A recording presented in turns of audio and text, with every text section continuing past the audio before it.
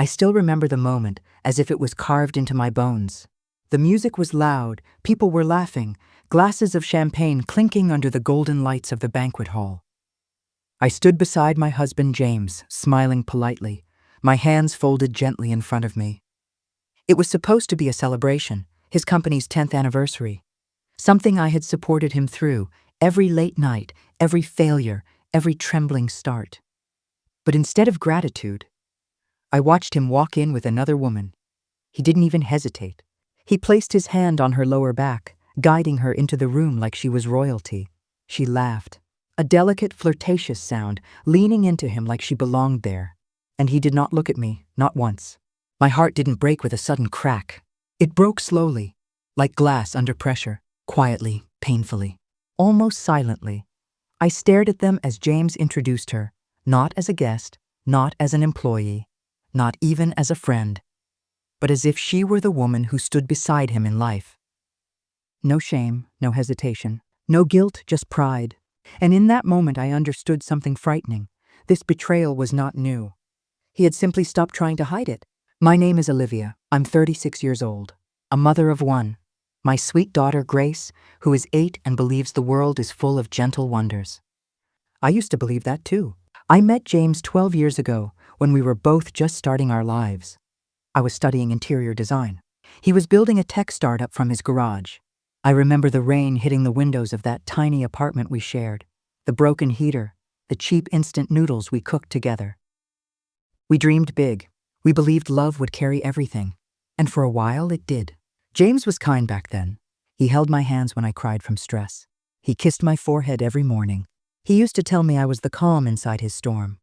When he launched his first product, I was the one handing out brochures at conventions, staying awake, designing his office space, writing business proposals, learning social media strategies I never thought I'd need. We were partners, not by contract, but by heart, or so I believed. Life improved. Money came, investors came, recognition came. The small apartment turned into a beautiful house with a garden full of lavender and roses. And slowly, as success grew, James changed. He stopped asking for my ideas. He stopped coming home for dinner. He stopped noticing me, like I had faded into the wallpaper of our life. And I told myself, he is just stressed. It will pass. But stress does not perfume a stranger's skin on your husband's shirt. Stress does not leave lipstick shades you never wear on his collar. Stress does not laugh in unfamiliar voices through a locked phone screen. Still, I stayed because of Grace, because of hope, because I believed love was something you protect, even if it kills you a little. James's mother, Margaret, never liked me. She said I was too emotional and didn't come from a business family. She believed James deserved someone more polished, someone who could elevate his image. I never responded to her judgments. I stayed respectful, quiet, patient. But I started to notice James agreeing with her more and more. If I cooked dinner, he would say his mother could make it better. If I dressed up, he would say the women in his business circles had classier taste. If I contributed ideas for his company, he said I didn't understand real strategy. Little comments, tiny knives, silent wounds. But Grace would run to him every evening with drawings and giggles, and I stayed. Because I wanted her to know family, even if I was losing mine. And now, here I was, in a room filled with people applauding my husband's success, as he held another woman at his side. I forced my lips into a gentle smile. My fingers were trembling, but I clasped them together. She was young, maybe 24. Gorgeous. Long brown hair cascading like silk over her shoulders. Her name was Charlotte, someone whispered. His assistant, of course. James glanced at me only once during the night, and all he said was, "Olivia, help Charlotte find a drink, will you? She doesn't know anyone here." I think that was the moment something in me finally died. Not jealousy, not heartbreak, not anger, something deeper. The part of me that believed he still cared. I walked away quietly. No dramatic scene. No tears. I just went outside, into the cold evening air, the music fading behind the heavy doors. My phone felt heavy in my hand.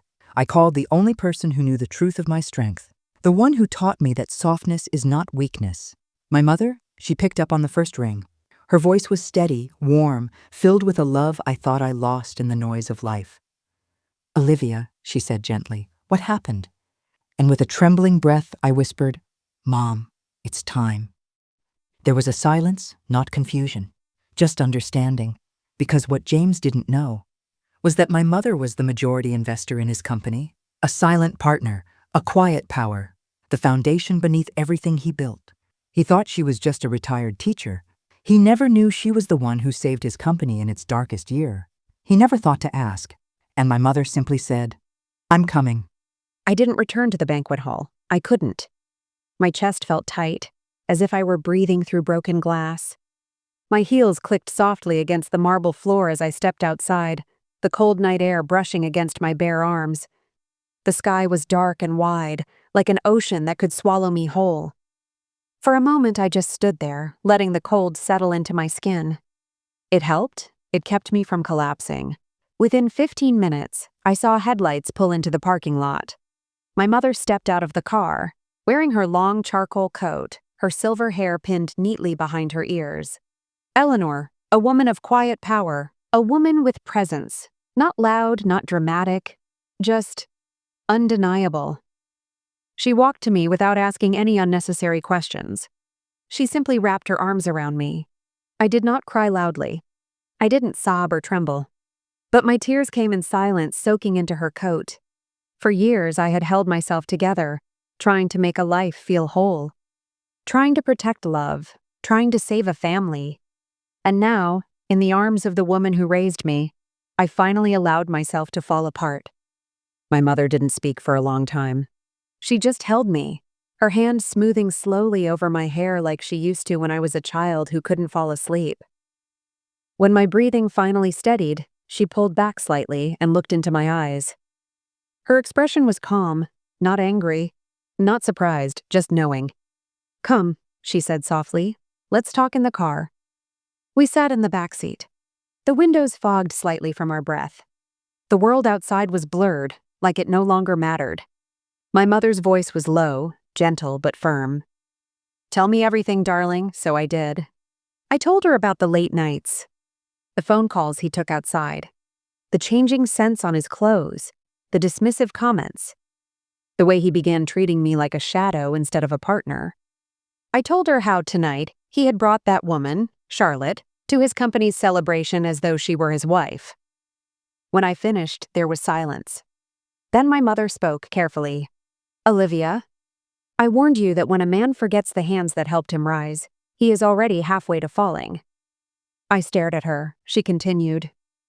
"James believed his success was his alone, that his victories belonged only to him. But he forgets," she paused, eyes steady. "He forgets who invested, who supported, who held him when he was nobody." "I know," I whispered. My voice was thin, exhausted. "No," she corrected softly. "You don't know yet, but you will." She reached into her purse and took out a thin folder, simple, cream-colored, tied with a ribbon. She placed it in my lap. When I opened it, my breath caught. Power of attorney voting control, 51%. Transfer rights, unrestricted, my mother's name. My signature. Signed years ago when I was pregnant and half asleep, trusting her guidance without fully understanding the document. I blinked at the papers, my fingers trembling. "Mom, what is this?" Her voice remained calm, almost quiet. "It means the majority of the company belongs to you." I stared. "You don't just have control of the company," she continued. "You have the future of his career in your hands." A wave of emotions hit me. Fear, shock, relief, strength, pain, and beneath all of it, something I hadn't felt in so long. Power. Not the arrogant kind, not the cruel kind, but the kind that comes from surviving. My mother lifted my chin gently so I would look at her directly.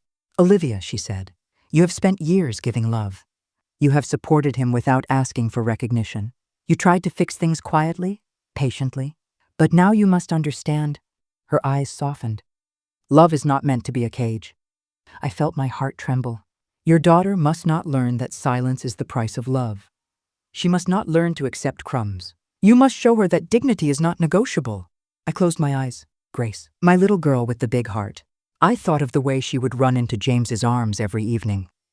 The way she believed he was the strongest man in the world. How would she feel, and if she knew? How do you break your child's image of their parent without breaking her? My mother placed her hand over mine. We will not destroy her heart, she said softly.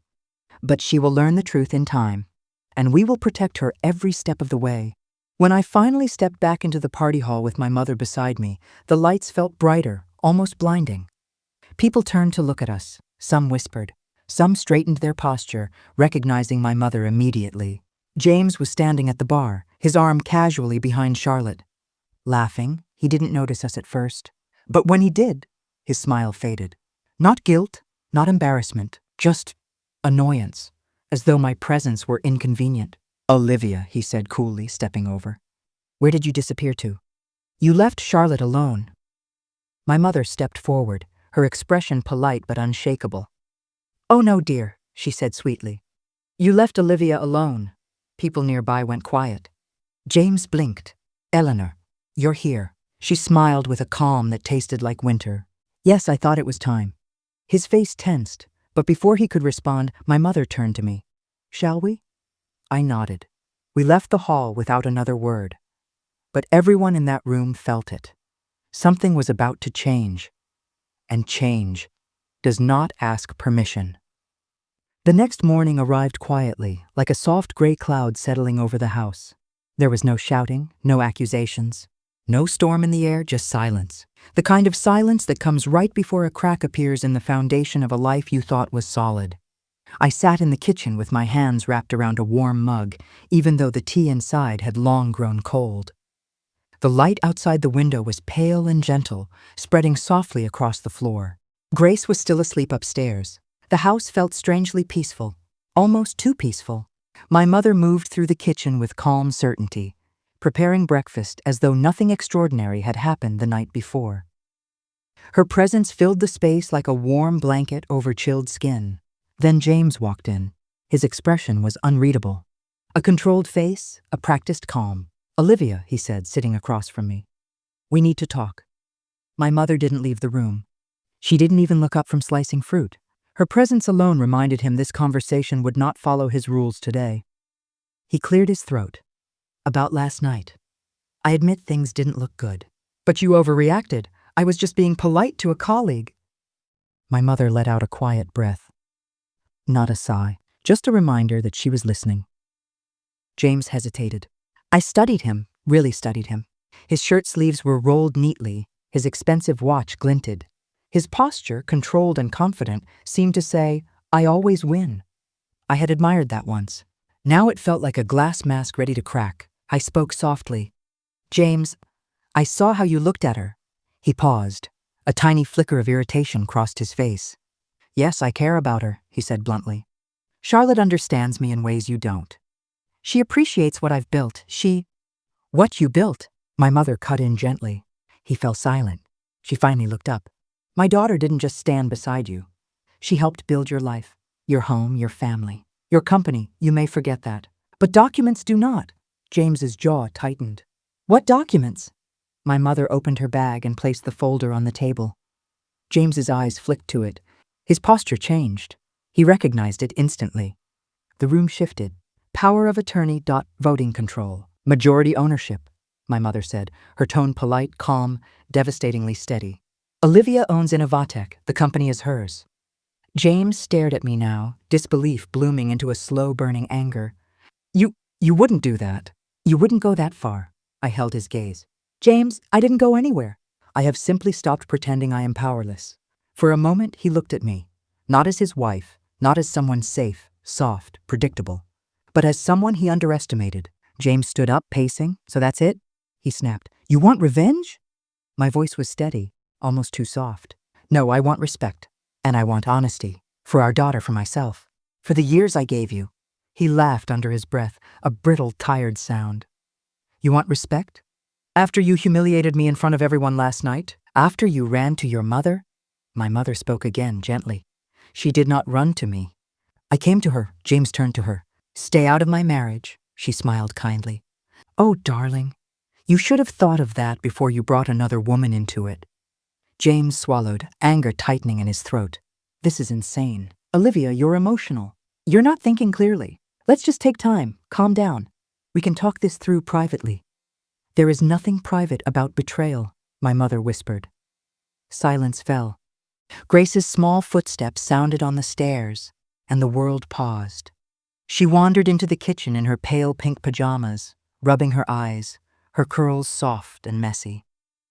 Mommy? I quickly wiped my eyes and opened my arms. She climbed into my lap, warm and trusting. James's expression softened just slightly when he looked at her. For a moment, that old tenderness flickered, the one I used to love. But a child's presence does not erase truth. I kissed Grace's forehead. Good morning, sweetheart. James sat again, voice lower now. Olivia, we can fix this. Let's take a trip, just us. No pressure. We can talk and understand each other again. My mother watched him quietly. He wasn't offering love. He was offering delay. He was trying to buy time. I felt it. And for the first time, I saw him clearly. I took a slow breath. James, I said gently, you may stay in this house for now. For Grace, he looked relieved. But, I continued, Charlotte never enters my home. And you will not meet her again while you are still my husband. His relief froze on his face. I waited. He didn't agree. He didn't disagree. He simply said, I need time. And in that moment, something inside me broke quietly, without sound, because a man who loved me would have said, I choose you. Not, I need time. My mother nodded knowingly. Then she stood. We'll give you time, she said softly. James stared at the folder again. His world had just shifted, and he knew it. He left the kitchen without another word. I held Grace a little tighter. The battle had begun, but not one of shouting or chaos. A battle of silence, decisions, signatures, and consequences. The days that followed felt unreal, like I was living inside a quiet storm. There were no arguments, no raised voices, no broken dishes or slammed doors. Just distance, quiet, heavy, suffocating distance. James and I moved through the same house like two strangers forced to share a hallway in silence. He slept in the guest room. I slept in our bedroom with Grace curled beside me each night, warm and small and soft, my reminder of something pure. My mother stayed with us for a week longer, quietly strengthening me, as if she knew I needed time to learn how to stand without trembling. Then, one morning, she hugged me tightly and whispered, You already won, Olivia. Now walk forward, and she left, but her strength stayed. I knew what would happen next. James could tolerate emotional loss, but power, status, the image of success he had built for years, he could not let that go. So when the board meeting was called, I was ready. The building's glass reflected the morning light, tall and cold and sharp. I had walked through those doors countless times before, but always as James's wife. That day I walked in as owner. Board members looked up when I entered, some surprised, some curious, some uneasy. James was already seated at the end of the table. He didn't look at me at first, but I could feel his anger wrapped beneath a careful, businesslike calm. The meeting began. Numbers, proposals, investments, then came the vote. A simple motion. Who controls Innovatech? One by one, hands lifted. Not in his favor, but in mine. James finally looked at me, not shocked, not furious, just devastated. It was the first time I realized power had always mattered more to him than love. When the meeting ended, he followed me out into the hallway. His voice was quiet, barely a whisper. Olivia, please don't do this. This company is everything I've built my whole life. I turned toward him slowly. And I was your life, I whispered back. But you threw me away for someone who applauded you louder. His eyes glistened just slightly. You don't love me anymore, he said. I shook my head softly. I loved you so deeply it nearly destroyed me. He closed his eyes. And now, I breathed in, long and slow. Now, I love myself. I walked away. He didn't follow. Divorce can be loud, violent, ruinous. Ours was quiet. Paperwork, meetings, signatures. 2 lives separated gently, like fabric pulled apart, thread by thread. There were no ugly fights, no custody battles, no dramatic confrontations. Grace stayed mostly with me. James visited her often, always trying to smile for her, always trying to be strong, but I could see the sorrow in him, the understanding of what he lost. Not the company, me. His family, his home, the soft place where he once rested without fear. He tried to call sometimes late at night. Once he asked, Do you think we could start over someday? I closed my eyes and felt the ache of all the years I had loved him. No, James, I whispered. Because the woman you took for granted, she's gone. He was silent. I was too. We hung up gently, like laying down flowers on a grave. Grace grew, slowly, sweetly. She asked fewer questions as time passed. She laughed again, bright, unburdened laughter. She learned that love can heal, that endings can be beginnings, that her mother wasn't broken, just reborn. And me, I found myself again. Not all at once, not suddenly, but in small ways. The morning sunlight on my kitchen floor, the soft sound of turning book pages, the quiet peace of sleeping without fear, the joy of choosing myself. I started working inside the company more, not to prove something, not to win, but simply because I wanted to build something beautiful. For Grace, for my future, for myself, and I did. A year later, I saw Charlotte, not intentionally, just fate. She was standing outside a cafe, alone, looking fragile in a way I hadn't expected. She looked at me, eyes wide, guilty, unsure.